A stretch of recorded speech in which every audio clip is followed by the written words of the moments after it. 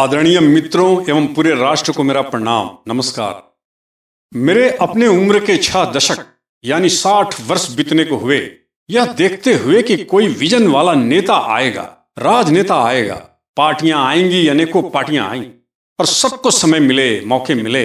आज राष्ट्र का वर्तमान उसी अदूरदर्शिता और अनुशासित पर खड़ा है। वर्तमान में हमारे आंखों के सामने है क्या?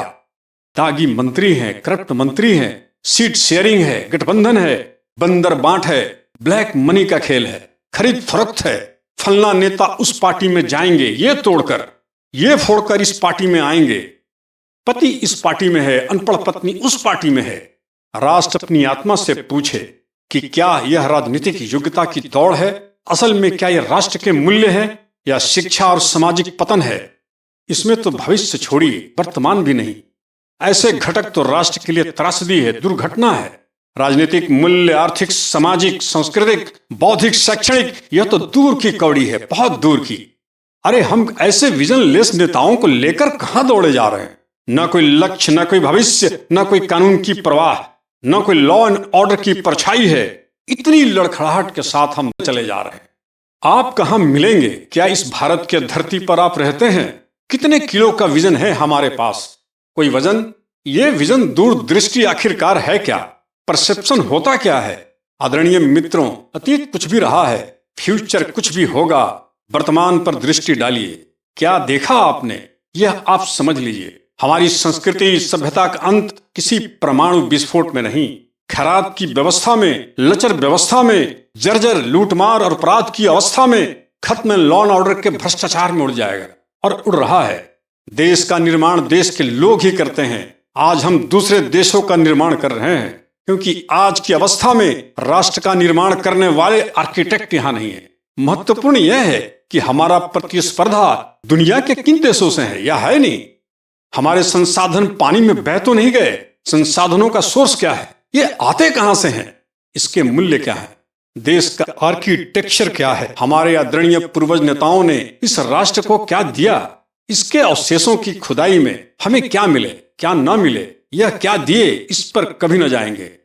हमें इतना मालूम है कि हमारे ताकतवर देशों के समक्ष वह तो न मिला जो कुछ चाहिए था, और न ही इस काबिल हमारे आदरणीय पूर्वज नेताओं ने कुछ दे कर गए, और न ही अब तक किसी महान लीडर ने कोई स्पष्ट रेखा खींची।